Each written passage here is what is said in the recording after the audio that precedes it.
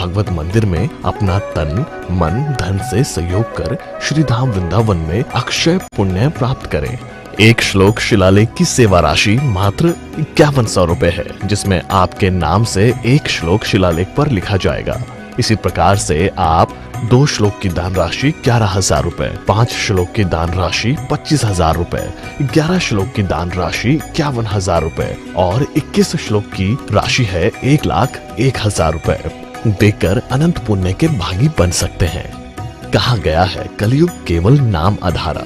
हम सब भी श्री धाम वृंदावन में अपने नाम से या अपने पूर्वजों के नाम से या घर में समस्त विघ्न बाधाओं को दूर करने के लिए श्री धाम वृंदावन में अखंड संकीर्तन कराने का अलौकिक पुण्य प्राप्त कर सकते हैं। साथ ही आपके द्वारा प्रदान किया गया सेवा राशि से हरि नाम संकीर्तन के साथ साथ संतों का भोजन एवं गौ माता के लिए गौग्रास समर्पित किया जाएगा।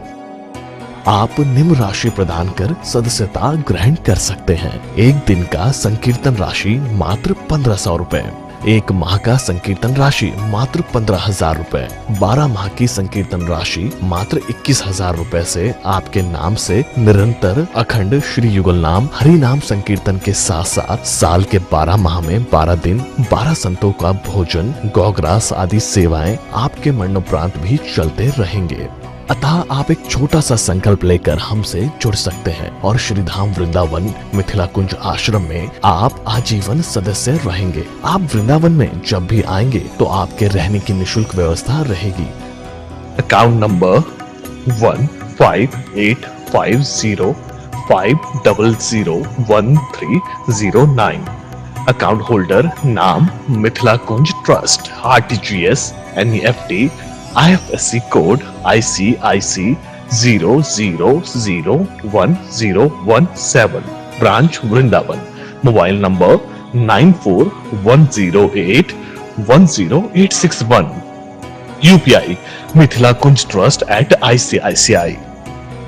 ये संस्था 80G के अंतर्गत कर मुक्त है, जिसके द्वारा आप अपने दान पर टैक्स की छूट प्राप्त कर सकते हैं।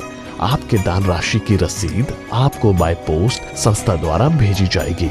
साथ में आपको संस्था का प्रमाण पत्र भी दिया जाएगा। आइए हम सब मिलकर इस दिव्य भागवत मंदिर में अपना तन मन धन से सहयोग कर श्री धाम वृंदावन में एक अलौकिक भागवत श्लोक मंदिर का निर्माण करें। अधिक जानकारी के लिए संपर्क करें और मिथिला कुंज आश्रम से जुड़ने के लिए फेसबुक, यूट्यूब और इंस्टाग्राम मिथिला कुंज ऑफिशियल पेज को फॉलो करें।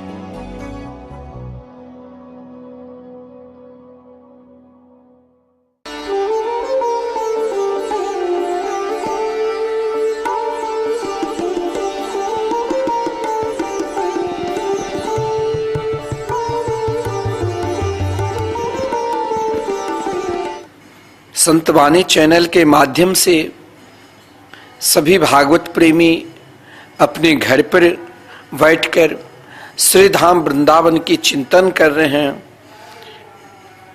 क्योंकि हम आप सभी को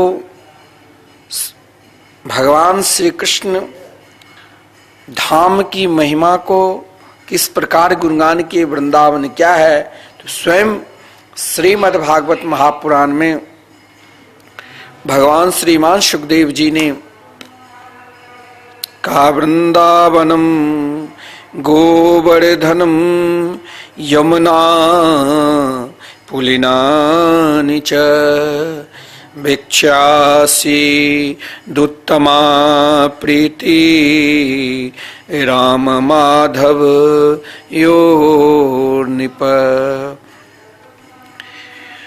हम सब सुन रहे हैं क्या कि श्री धाम वृंदावन की निष्ठा हमारे हृदय में, श्री धाम वृंदावन में समर्पित भाव हमारे हृदय में कैसे जगे। तो हमने आपको क्या बताया कि आपको अभी तक श्री कृष्ण के ध्यान नहीं होते हैं, श्री राधा कृष्ण के चरणारविंद के ध्यान नहीं होते हैं, तो श्री धाम वृंदावन के किसी भी देखिए, आप वृंदावन में ये नहीं सोच लेना कि वृंदावन में ये कोई पशु है, कि वृंदावन की ये वृक्ष है, इसके ध्यान करने से हमें क्या मिलेगा। ये श्री धाम वृंदावन में जो भी है सब नित्य है। कोई श्री धाम वृंदावन में महाराज अगर गो भी बना है तो साक्षात श्री कृष्ण की सेवा में ही उपस्थित है। श्री धाम वृंदावन में वृक्ष बनकर है कोई, तो समझ लेना ये कोई महापुरुष वृक्ष के रूप में है। जब घास के रूप में आदरणीय श्रीमान उद्धव जी हो सकते हैं, क्योंकि उद्धव जी ने श्री रास रासेश्वरी राधा रानी से यही प्रार्थना की थी, आशा महो चरण रेणु जुषाम हम श्या। हे रास रासेश्वरी राधा रानी, हमें वृंदावन के किसी लता पता घास बना दो। अब आप बताइए, जब स्वयं भगवान श्री कृष्ण के प्रिय अंतरंग सखा उद्धव जी ब्रज वृंदावन को प्राप्त करने के लिए घास के रूप में प्रार्थना कर सकते हैं, तो अब आप स्वयं सोच लीजिए कि वृंदावन के एक एक वृक्ष की क्या महिमा होगी। वृंदावन के वृक्ष पर जैसे हमारे यहाँ पशु पक्षी कलरव करते रहते हैं पक्षियां, उसी प्रकार वृंदावन के वृक्ष पे जो पक्षी भी है वो कोई साधारण पक्षी नहीं। वृंदावन में जितने भी महापुरुषगण हैं एक से एक विभूति है। श्री धाम वृंदावन के पक्षी के विषय में कहा गया है कि समस्त धर्म का सिद्धांत, जो जिस धर्म पे हम मानकर चलते हैं, स्वयं धर्म शास्त्र के आचार्य व्यास पतंजलि गौतम कपिल कणाद वृंदावन तरुडारी पे पक्षी पक्षिनिनाद। स्वयं व्यास जी, पतंजलि, कपिल, कणाद, समस्त धर्म शास्त्र के आचार्य श्री धाम वृंदावन के वृक्ष के डालियां पे कलरव करते रहते हैं अपने धर्म शास्त्र के सिद्धांत को सर्वोपरि। लेकिन धाम को प्राप्त करने के बाद उनके हृदय में एकमात्र निष्ठा दिखा। यहाँ कन कन में हर जगह युगल सरकार के मंगलमय नाम चल रहे हैं।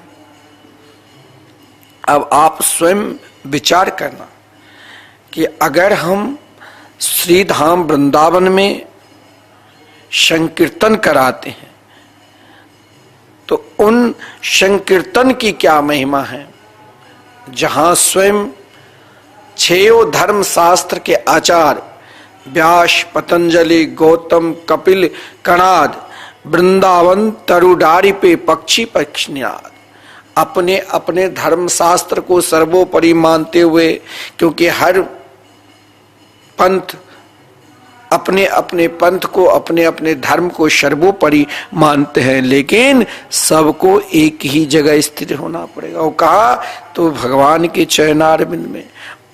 अब उनके नाम तो अनंत है, जिनकी जैसी भावना, जैसी श्रद्धा, और जिस श्रद्धा के साथ सबका अपना अपना धर्म सर्वोपरि है, जिस श्रद्धा के साथ उनकी निष्ठा भगवान नाम के प्रति लगा है, उनसे ही अगर उसने भगवान नाम का स्मरण करते हैं, उन पर विश्वास रखते हैं, तो उनसे ही उनका कल्याण होगा। तो मैं इसीलिए आप सभी से बार बार यही कहता हूं कि आप हर स्थिति में, हर परिस्थिति में श्री धाम वृंदावन से हमें जोड़ना है। हमारे हृदय में, घर और परिवार में रहकर अहर्निशम 24 घंटे भगवान का स्मरण बने रहे, इसके लिए श्री धाम वृंदावन से हमें जोड़ना है। हम कैसे जुड़े? हम वृंदावन आते भी हैं, चले जाते हैं, तो भगवान से जुड़ने के लिए उनके मंगलमय नाम हैं। क्योंकि नाम नामिनोर अभेदत्वात्, भगवान शंकर जी ने माता पार्वती से कही कि जिस प्रकार भगवान है उनके रूप माधुरी उसी प्रकार उनके नाम माधुरी है। नाम नामिनो रभिदत्वात्, हमने उनके मंगलमय नाम के चरणारविंद के आश्रित हो जाते हैं तो हमें इच्छा है हृदय में कि हमारे हृदय में प्रिया प्रीतम की वास हो। एक बार हम प्रत्यक्ष अपने नयन से श्री राधा कृष्ण के दिव्य चरणारविंद का दर्शन करो, हमारे ऊपर श्री बांके बिहारी जी की कृपा हो, श्री राधा मोहन बिहारी की कृपा हो, तो हमें एकमात्र उनके नाम का ही आश्रय लेना होगा। और आप भागवत प्रेमी, मैं देखता हूं कई लोग कहते हैं हमारे नाम नहीं लेना है। क्यों? क्योंकि उनके हृदय में भगवान नाम के प्रति ऐसी रुचि है, वो नामनिष्ठ होना चाहते हैं। आप जपा जाप करते रहते, झोली माला पर कोई सुने नहीं। और इसी प्रकार हम श्री धाम वृंदावन में जो अखंड संकीर्तन चल रहे हैं, इन अखंड संकीर्तन जो अहर्निशम, देखिए 24 घंटे, कहीं 5 घंटे, कहीं 10 घंटे, कहीं दिन भर, लेकिन श्रीधाम वृंदावन में परिक्रमा मार्ग, अटल वन, मिथिला कुंज के प्रांगण श्री राधा मोहन बिहारी मंदिर में नित्य अहर्निशम 24 घंटे एक पल के लिए नहीं बंद होते हैं। ये 1-2 वर्ष से नहीं चल रहा, लगातार 30 वर्षों से चल रहे हैं, केवल आपके सहयोग से।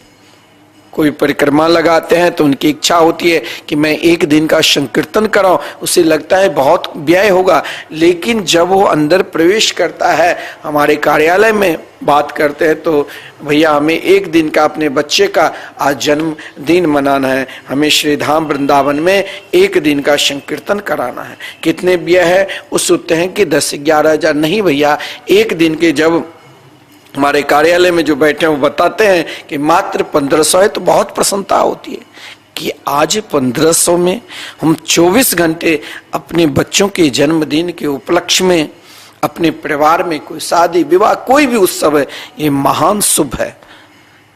आपके जीवन को कभी अशुभ ना होने दे, महाशुभ की ओर ले जाए, यही तो भगवान नाम है। हर स्थिति में, हर परिस्थिति में हमें भगवान नाम की ही सहारा लेना पड़ेगा। और भगवान नाम की सहारा बहुत भक्त ले रहे हैं, जो आज 30 वर्षों से चल रहे हैं, और ये सदा चलते रहे। तो मैंने आप सब प्रातः काल के समय सब भजन पूजन करते हैं और दिन रात कथा तो हो आप श्रवण करते हैं। मैंने सोचा केवल आप सभी को भगवान नाम से जुड़ूं कि श्री धाम वृंदावन को हमें प्राप्त करना है, धाम निष्ठ होना है। हो सकता है बहुत लोग बड़े बुजुर्ग कहते हैं कि महाराज हमें वृंदावन में एक कमरा बनाना है आपके यहाँ। मैंने कहा यहाँ आप आइए और आप बनाइए, बना भी कमरा है वो भी आप ले सकते हैं और आप ब्रजवास भी कर सकते हैं। लेकिन बहुतों की तो ऐसा इच्छा, माता पिता है, बड़े बुजुर्ग है, तो लड़के बच्चे चाहते हैं घर में ही उनकी सेवा करो, और उनकी इच्छा है वृंदावन धाम में वास करो। तो घर में रहकर अगर आप वास कर सकते हो तो उसके लिए चिंता नहीं, चिंतन करो कि हमें श्री धाम वृंदावन में 1 दिन का संकीर्तन कराना और हमें अखंड वास करना है। तो आप 21,000 समर्पित करें, स्वयं भगवान के नाम के साथ आप घर पे भी बैठे हैं और वहां भी आपके नाम से साल में 12 दिन संकीर्तन, संतों की भोजन और साथ में गौ माता की सेवा, मरणोपरांत भी इस संकीर्तन आपके नाम से सदा चलते रहे। मात्र 21,000 आप समर्पित किया, ना 2-4 लाख कुछ ना चाहिए, और आपके नाम से निरंतर संकीर्तन चलते रहेंगे। और श्रीधाम वृंदावन में ये अखंड संकीर्तन जो चल रहे हैं कभी बंद नहीं होंगे।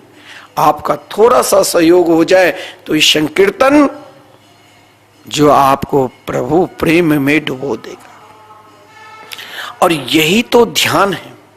सब काम करते हुए भी आप 24 घंटे में एक बार भी वृंदावन धाम की याद कर लिया तो श्री कृष्ण की पूजा मानी जाती है। क्योंकि वृंदावन में किसी भी बहाना से हमें श्री राधा मोहन मंदिर की याद आ जाए, हमें परिक्रमा मार्ग की याद आ जाए, हमें वृंदावन की एक वृक्ष का याद आ जाए। अरे वृंदावन के वृक्ष की याद आने से हमें क्या मिलेगा? बोले ऐसा मत सोचो। वृंदावन के वृक्ष दिव्य है। एक जैसे वृंदावन धाम है, वैसे वन विहार स्थान है श्री धाम वृंदावन श्रीनगर के पास। वहां एक लकड़हारा एक बार एक वृक्ष को काट रहा था। वृक्ष को जब आधे उसने काटा तो वृक्ष से रक्त निकलने लगे और उससे एक महापुरुष प्रकट हुए। लकड़हारा ने देखा बड़े बड़े दाढ़ी, वयोवृद्ध संत, अति दुबले पतले। उस लकड़हारा से कहा कि तुमने मुझे प्रिया प्रीतम के नित्य रास में मैं प्रवेश कर चुका था। एक वृक्ष की डालियां बनकर ब्रजांगनाएं की चरण धूल उनके हाथ के स्पर्श होते थे। जब प्रिया प्रीतम श्री राधा कृष्ण युगल वन विहार करते हुए वन में झूमते हुए जा रहे थे तो मेरे को स्पर्श हो जाता था उनके चरणार बिंद के। तूने मुझे काट कर ठीक नहीं किया, लेकिन संत तो दया के सागर होते, संत तो संत होते। कहा अब लकड़हारा ने कहा महाराज अब मैं क्या करूं? बोले जाओ तेरा कल्याण होगा, लेकिन एक काम कर दो, तो ब्रज में मुझे वास रहने देना। किस रूप में? अब तो तू मुझे यहाँ से दूर कर दिया, लेकिन मुझे इस लकड़ी से किसी और उपयोग में नहीं, ब्रज में सारा उपयोग हो, ब्रज से बाहर ना जाओ और तुम इस लकड़ी को झूला बना देना, ब्रजवासियों के घर घर में बांट देना, ताकि इस पे प्रिया प्रीतम नित्य झूला पर झूलते रहेंगे। तो श्री धाम वृंदावन इसीलिए कहा गया वृंदावनस्य यत् किंचित तृणगुलमादिकम अपि श्री कृष्ण क्रीडाम कृते गेयम चित्त धनस्य विचित्रता।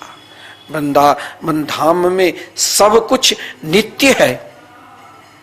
तो मैंने आपसे कहा कि ध्यान वृंदावन में सदा बनी रहे, इसके लिए क्या उपाय है? इसके लिए एक ही उपाय है कि आप वृंदावन में किसी से प्रेम कर लो। आपके वृक्ष से प्रेम है तो उन वृक्ष में से भी एक दिन श्री राधा कृष्ण के चरणारविंद की भक्ति आपको प्रदान कराकर श्री राधा कृष्ण के नित्य लीला के दर्शन हो जाएंगे।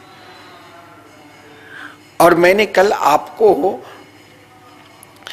वृंदावन के कदम वृक्ष के ऊपर बताया कि कैसे ध्यान करते करते श्री राधा कृष्ण के ध्यान करना चाहिए।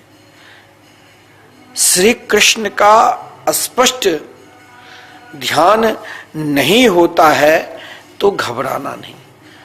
श्री कृष्ण के स्पष्ट रूप से ध्यान होता है तो मन कहीं भटक जाता है, करूं तो करूं क्या, श्री कृष्ण के ध्यान होना चाहिए। तो श्री कृष्ण का स्पष्ट ध्यान नहीं होता है तो श्री कृष्ण की सेवा के जो उपकरणों हैं उनका ध्यान कीजिए। नेत्र बंद करके भावना कीजिए कि भगवान धूप दे रहे हैं। अभी आप सब धूप में, बहुत लोग धूप सेंस के दृष्टि से 15-20 मिनट धूप तो आप ले ही रहे हैं। तो इस धूप को ही देखकर ये भाव करिए भगवान को धूप दे रहे हैं। आप सामने ठाकुर जी के पूजा करते हैं, आराधना करते हैं, ध्यान लगाते हैं, आरती करते हैं, उस एक भाव को आप ध्यान में लगे। भगवान के पास 10-15-20 मिनट तो हम सब बैठते ही हैं। जितने देर बैठो, अरे आप एक मान लीजिए धूप बत्ती ले लीजिए और भाव यही करिए कि हम उनको धूप दे रहे हैं, आरती कर रहे हैं। और महाराज उन आरती धूप की कटोरी का ध्यान करते हुए या धूप के धुएं का ध्यान करते हुए, किसी भी भाव को ध्यान करते हुए मर गए तो मानते हो आपको निश्चय निश्चय भगवत प्राप्ति हो जाएगी। भगवान के किसी भी उपकरणों को ध्यान करते करते अगर हम मर गए तो हमें भगवत प्राप्ति हो जाएगी। और हम आपको श्रीधाम वृंदावन के उन ध्यान की ओर ले जा रहे हैं कि भगवान नाम संकीर्तन के ध्यान करते करते अगर आपके शरीर छूट गए तो क्या होगा, हमारी जीवा से नाम नहीं निकलते हैं, लेकिन मन में ये कभी न कभी हृदय में उत्पन्न होता है कि श्रीधाम वृंदावन में हम संकीर्तन करा रहे हैं। कोई एक दिन के लिए संकीर्तन करा रहे हैं, कोई एक माह के लिए। ऐसे ऐसे भगवत प्रेमी हैं जो उनकी निष्ठा एकमात्र भगवान के मंगलमय नाम की ओर है, उनके समर्पित भाव एकमात्र भगवान के मंगलमय नाम की ओर है। कोई अपने लिए निरंतर कि सब छूट जाए लेकिन ना जाने कब क्या होता है, लेकिन नाम ना छूटे। और ये नाम तभी ना छूटेगा जो आपका ध्यान श्रीधाम वृंदावन से रहेंगे। आप निरंतर चिंतन करते रहो, चिंतन करते हो। ध्यान, अरे ध्यान करने के लिए आपको कोई नेत्र बंद करने की जरूरत नहीं। आप केवल अपने हृदय रूपी सिंहासन पर श्रीधाम वृंदावन को बैठा लो और भाव से प्रिया प्रीतम को देव सिंहासन पर बैठाकर धूप आरती भी करते हो तो महाराज उन धूप आरती में भावना करो कि ये आरती भी उन्हीं के उपकरण है, प्रिया प्रीतम के स्वरूप है। और आप को यदि वो भी ध्यान नहीं तो धूप के जो धुएं निकलते इसका भी ध्यान करते करते मानो अगर हमने शरीर त्याग दिया, मर गए, तो उन भक्त को निश्चय ही भगवत प्राप्ति हो जाएगी। देखिए कितना सुलभ है वृंदावन के प्रेम के, वृंदावन के कोई भी प्रेम के प्रति किसी का ध्यान करो। वृंदावन ब्रज मंडल के पेड़ का, वृक्ष का ध्यान करते करते हुए अगर हम मर जाते हैं तो भगवत प्राप्ति हो जाती है, क्योंकि वहां सब कुछ दिव्य है। मैंने पहले ही कहा वृंदावन से यत् किंचित तृणगुल्मादिकम अपि, वहां सब कुछ दिव्य है। वहां पेड़ भी श्री कृष्ण है, वो पेड़ यहाँ की तरह जड़ नहीं है। संसार में जितने भी पेड़ है वो एक जड़ है, लेकिन वृंदावन में जो वृक्ष है वो साक्षात श्री कृष्ण की सेवा में उपस्थित है, वो जड़ नहीं है। फिर भी आपके स्तर वहां तक नहीं पहुंचा है। मान ले कि आपके हृदय में कोई ध्यान करता है तो भाव यही करो कि वन से श्री कृष्ण लौट रहे हैं, वृंदावन के वन कुंज से श्री कृष्ण लौट रहे हैं। और जिस मार्ग से लौट रहे हैं वो संगमरमर की सड़क है, आगे पीछे गए हैं। सड़क के दोनों किनारे बड़े बड़े आलीशान आश्रम महल है, महल के नीचे फुटपाथ है और उस पर हरे हरे वृक्ष लगे हैं। अब यदि श्री कृष्ण के रूप का ध्यान न होकर उन फुटपाथ का, सड़क, वृक्ष आदि किसी इनमें से किसी भी वस्तु का ध्यान क्यों न हो, पर मन फंस गया उन वस्तु में, श्रीधाम वृंदावन के किसी भी वस्तु में, तो आप ध्यान रखना जीवित अवस्था में ही उसे श्री कृष्ण के दर्शन हो जाएंगे। कोई भी भाव आप श्रीधाम वृंदावन से कर लेते हैं तो आप भाव यही करिए इन वृक्ष को भी श्री कृष्ण बार बार सहलाते, तो जीवित अवस्था में भी आप श्री कृष्ण के दर्शन कर लेंगे।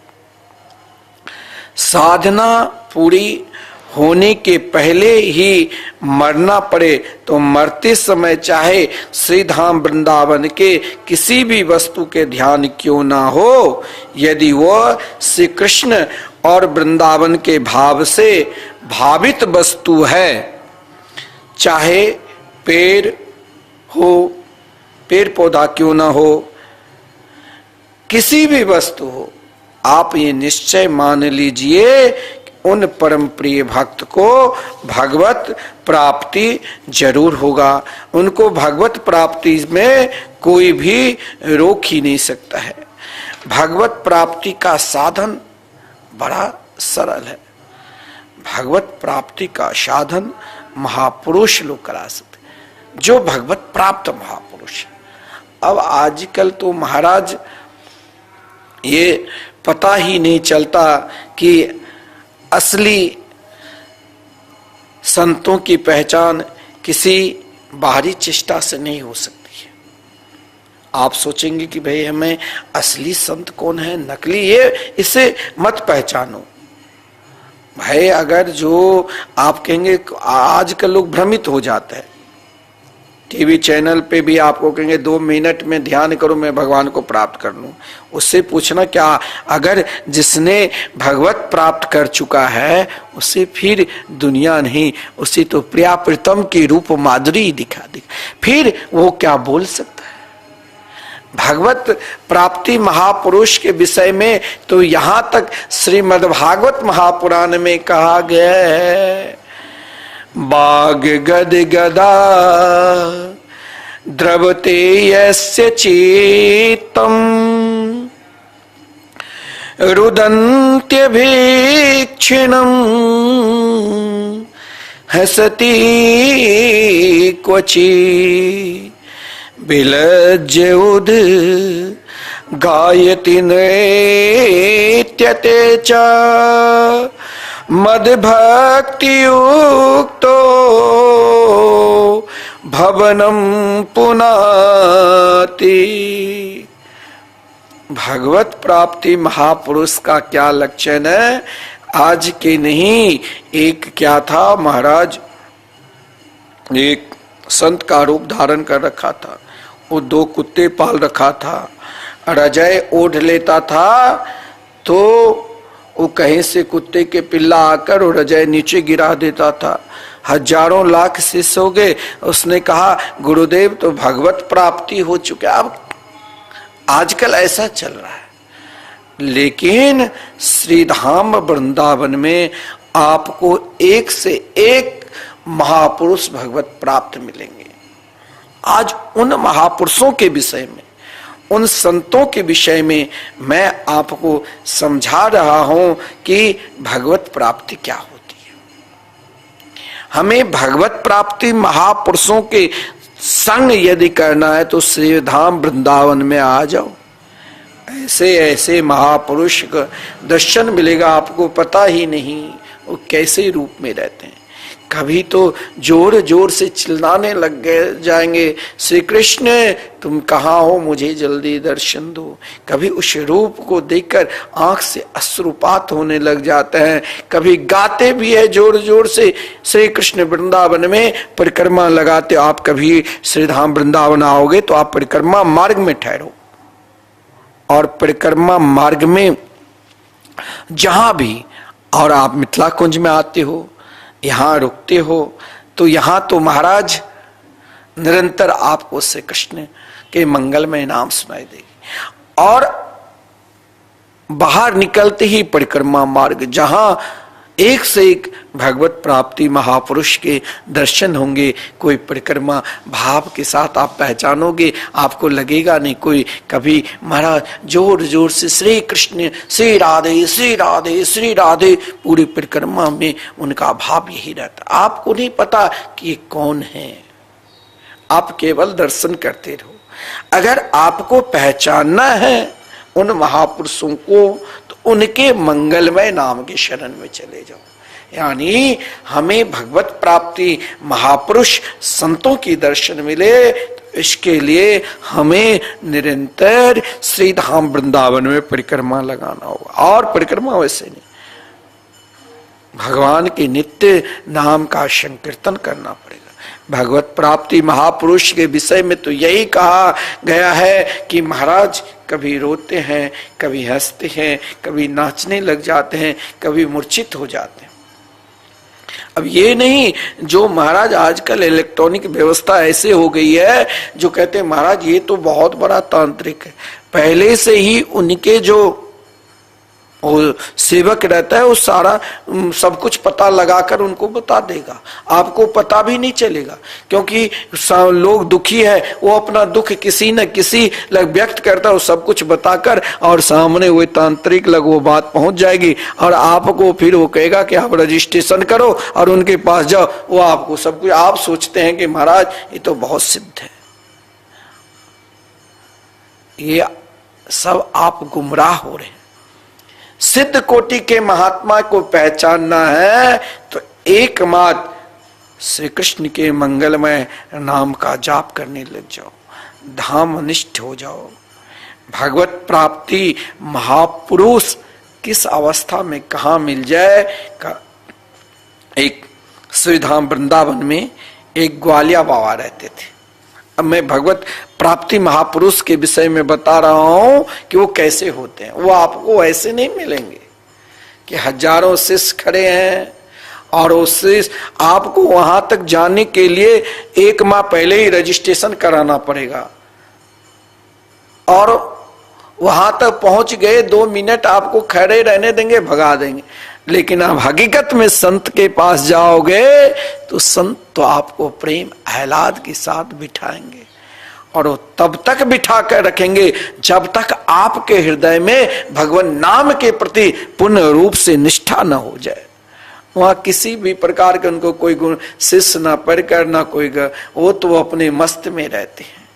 वो गैया भी चराते मिल जाएंगे, वो परिक्रमा में घूमते हुए मिल जाएंगे, वो कहीं किसी भंडारे में रोटी खाते हुए भी मिल जाएंगे। वो किस अवस्था में कहाँ कहीं परिक्रमा मार्ग में लेटे लेटे गाली देते हुए भी मिल जाएंगे और कहीं नाचते हुए भी मिल जाएंगे, कहीं गाते हुए भी मिल जाएंगे और कहीं स्वयं वो अपने आप को मारते हुए भी मिल जाएंगे।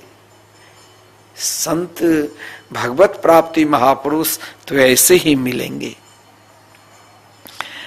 वृंदावन में एक श्रेष्ठ भगवत प्राप्ति महापुरुष थे, ग्वारिया बाबा। ग्वारिया बाबा सब उनको ग्वारिया बाबा के नाम से जानते थे। बड़े सिद्ध कोटि के उच्च कोटि के महापुरुष थे और स्वयं को देखिए लोग समझते थे गैया चराने वाले बाबा है ग्वारिया बाबा, गोबर उठाने वाले, लेकिन वो ग्वारिया बाबा श्री कृष्ण को ही, श्री श्याम सुंदर को ही अपना सखा मानते थे और सचमुच सखा थे भी। उनकी विचित्र विचित्र बातें आती है।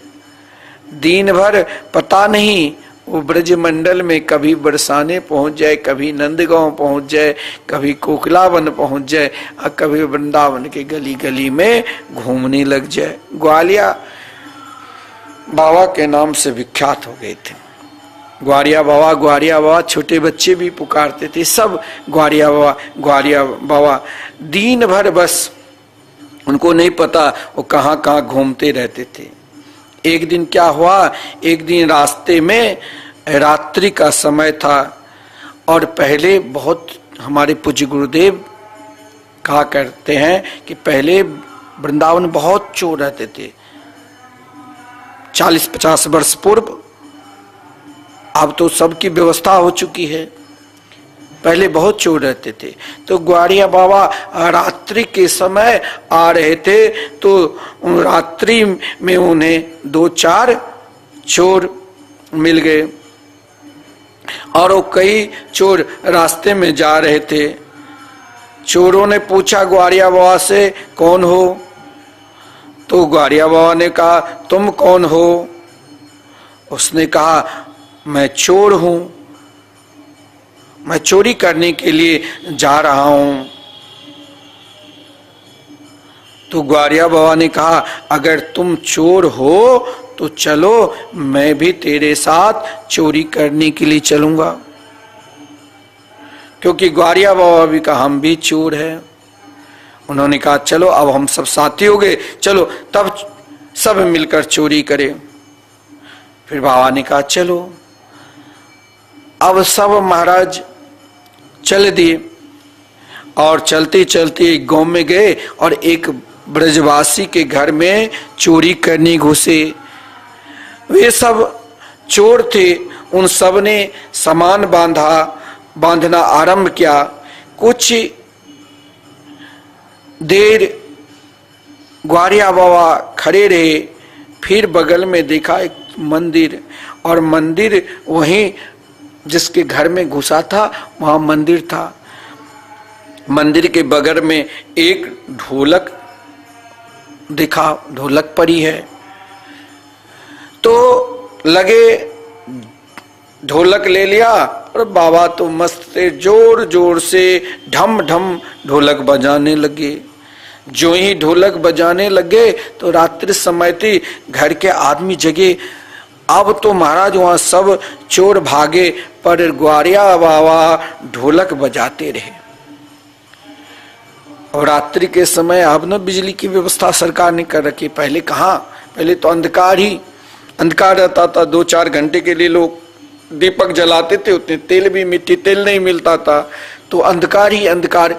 जब बाबा इधर ढोलक बजा रहे हैं और घर वालों ने डंडा लेकर जगा, घर वालों ने 4-5 डंडे बाबा को भी मार दिया अंधकार में। उनको क्या पता कि बाबा है। अब लोगों ने कहा चोर मैंने पकड़ लिया।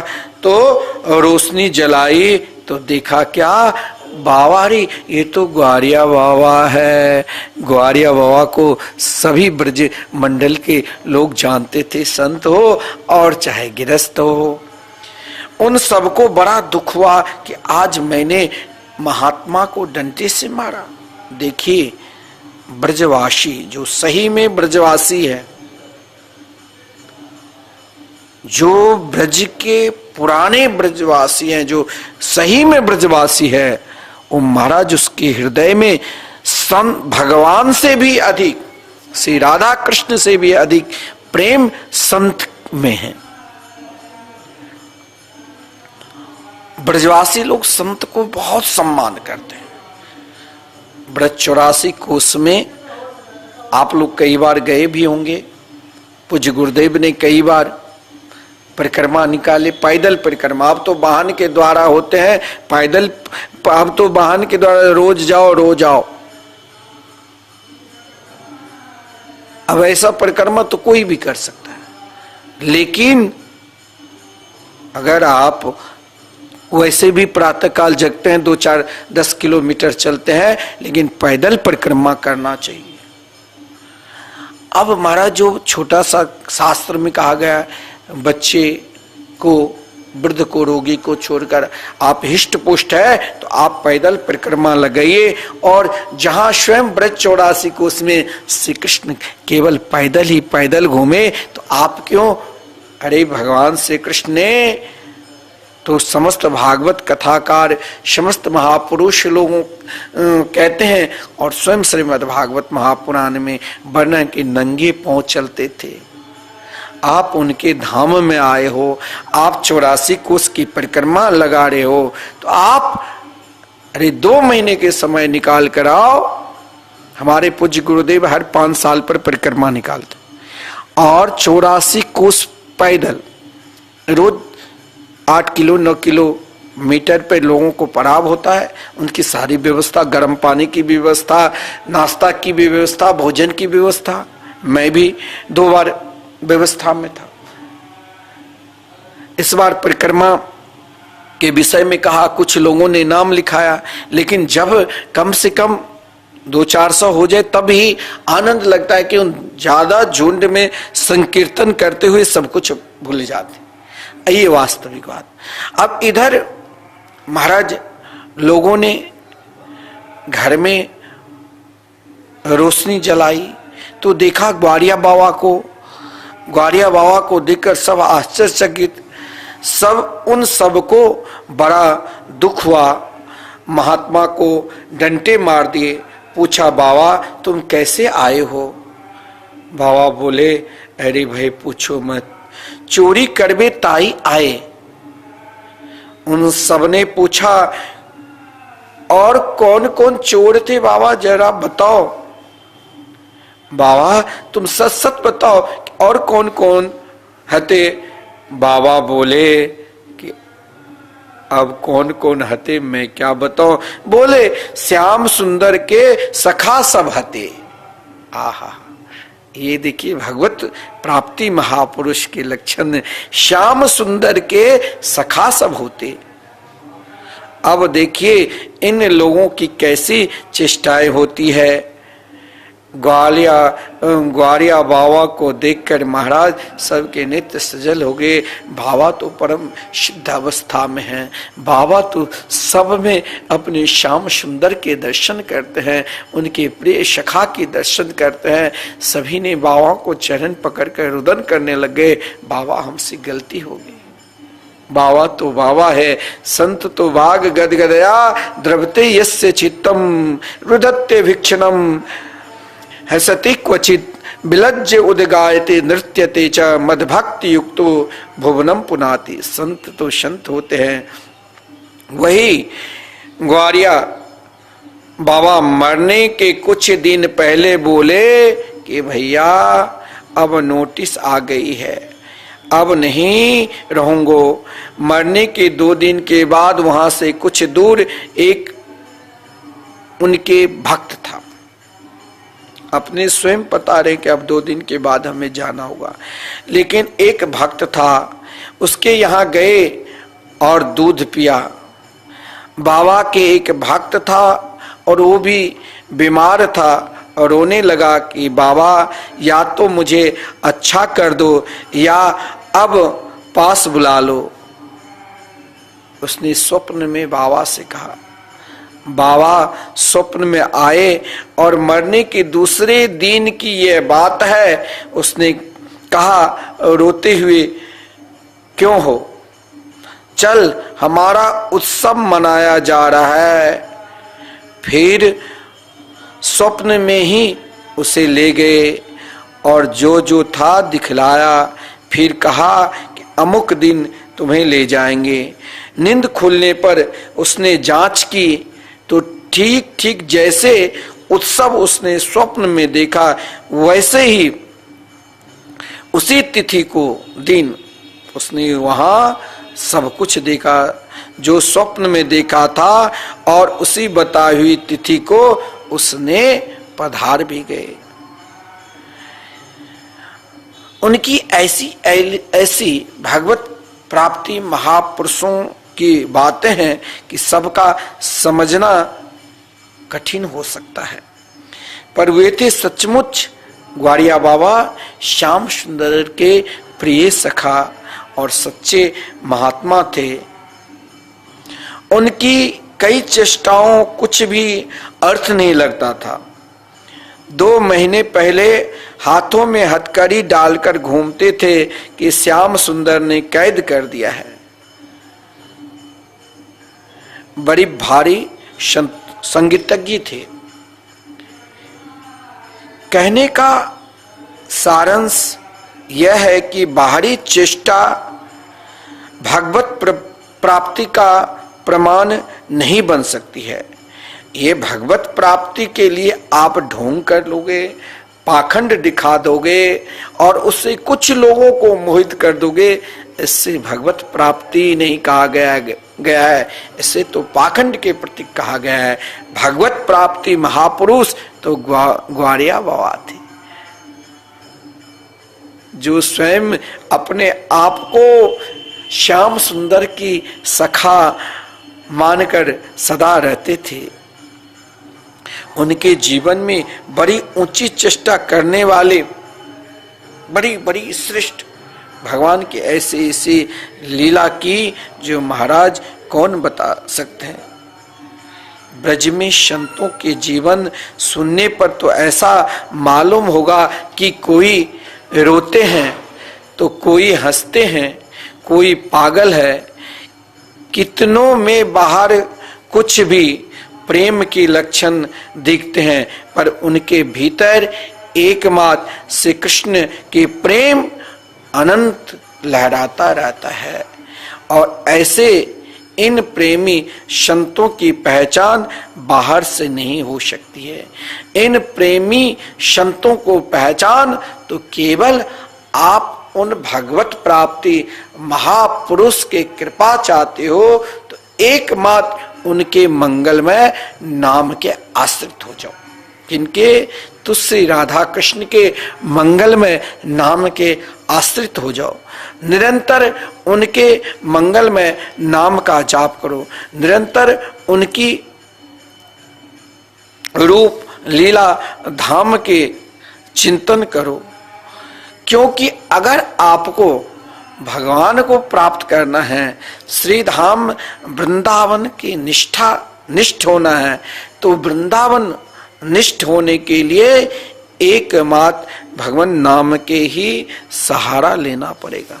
जब तक आप भगवान नाम के सहारा नहीं लोगे, जब तक आप भगवान के मंगल में संकीर्तन नहीं करोगे, तब तक आप वृंदावन निष्ठ हो ही नहीं सकते हो। वृंदावन निष्ठ के लिए एक ही मात्र भगवान के मंगलमय नाम संकीर्तन है, जिस नाम संकीर्तन के लिए हम आप सभी को बार बार प्रेरणा देते हैं कि आप जरूर श्री धाम वृंदावन निष्ठ होना चाहते हो, धाम को प्राप्त करना चाहते हो, तो आप एकमात्र हरि नाम संकीर्तन युगल नाम महामंत्र के संकीर्तन करो, संकीर्तन से प्रेम करो।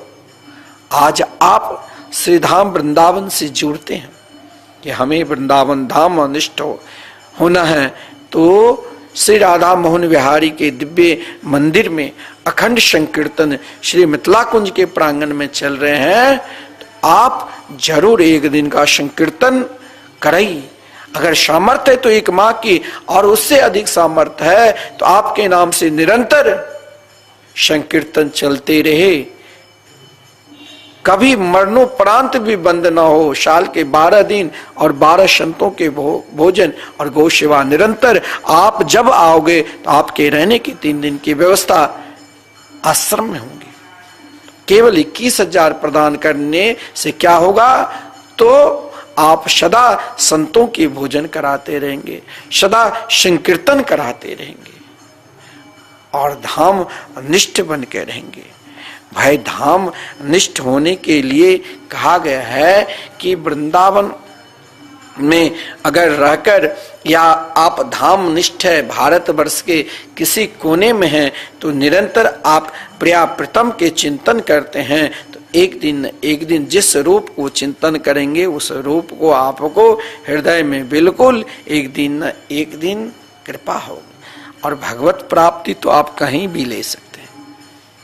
एक माई थी जो मैया विधवा हो गई थी, पर भगवान में उसका वात्सल भाव हो गया था और महाराज उनके कोई नहीं थे। फिर उसने श्री कृष्ण को ही गोपाल रूप में ही पुत्र मानकर 30 वर्ष तक उपासना की। प्रतिदिन गोपाल को भाव से भोजन कराती थी। अब गोपाल को दया आ गई। एक दिन आए और सचमुच खाने लग गए, पर आधा खाकर ही भगवान भाग गए। वो विधवा मैया प्रेम से पगली हो गई। गोपाल गोपाल चिल्लाती हुई मारी मारी फिरती थी। उन्हीं दिनों में श्री रामकृष्ण परमहंस विराजमान थे। वो बुढ़िया मैया ढूंढती ढूंढती जहां श्री रामकृष्ण परमहंस उपदेश कर रहे थे, वहां पर हजारों भक्त तरह तरह की मिठाई फल आदि लोग लाए थे। सब उनके सामने रखा हुआ था, लेकिन जब वो बुढ़िया माय गई तो परमहंस देखते ही बिल्कुल शांत हो गई। परमहंस ने उपदेश बंद कर दिया। बोले, मैया मैं तो आज खिचड़ी खाऊंगी। खिचड़ी बनी। बुढ़िया को होश हो गया था कि वह सोचने लगी, मैं पगली हो गई थी। ये महात्मा हैं, इनकी कृपा से अच्छी हो गई हूं। इसको आज्ञा हुई। लोगों ने देखा बुढ़िया के ओहो भाग्य है। बुढ़िया लजा गई, पर लोगों ने कहा कि अरे मैया तो क्यों लजा रही हो, परमहंस तुम्हारी खिचड़ी खाना चाहते हैं। श्री रामकृष्ण परमहंस पागल की तरह रहते थे। बुढ़िया ने खिचड़ी बनाई, पर संकोच था। केवल नमक और चावल लेकर वो पागल की तरह विचरण करती थी। खिचड़ी महात्मा को कैसे खिलाऊं?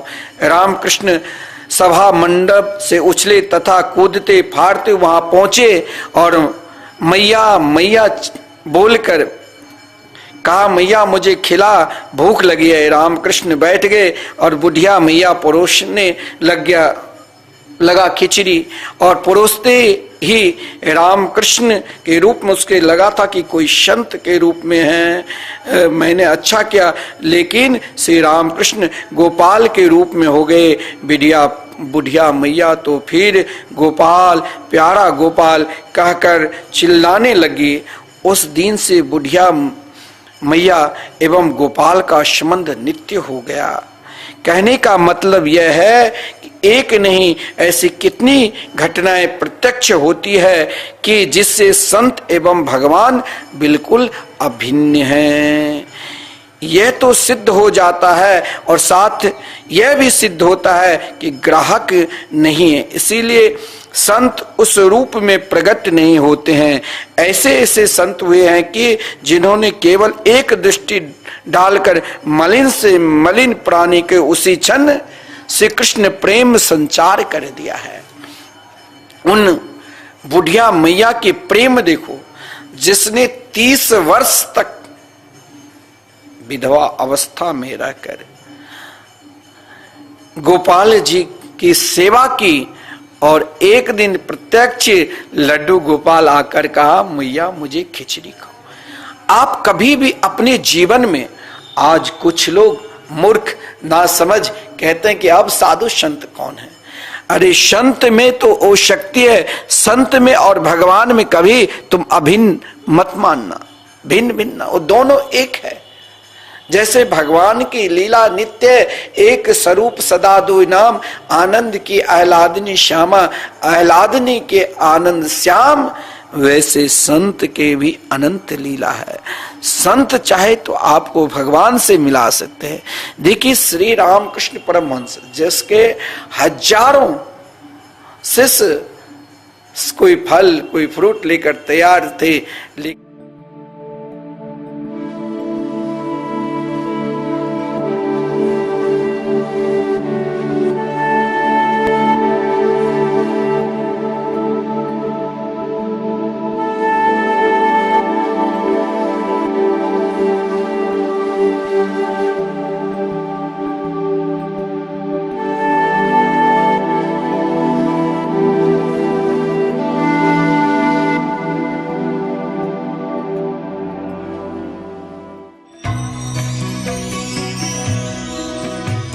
परम पावन श्री वृंदावन धाम की भूमि पर परम पूज्य सदगुरुदेव भगवान द्वाराचार्य जगत गुरु निम्बारकाचार्य श्री मुकुंद देवाचार्य पीठाधीश्वर श्री राधेश्याम शरण देवाचार्य जी महाराज के मार्गदर्शन में विश्व प्रसिद्ध भगवान श्री कृष्ण की नगरी श्री धाम वृंदावन परिक्रमा मार्ग मिथिला कुंज आश्रम में निरंतर 24 घंटे अखंड श्री युगल नाम महामंत्र संकीर्तन 30 वर्षों से चल रहा है और अखंड अहर्निश 24 घंटे सदा श्री धाम वृंदावन में मिथिला कुंज में चलता रहेगा। आज विश्व भर में अनेकों मंदिर हैं, किंतु भागवत का कोई मंदिर नहीं है।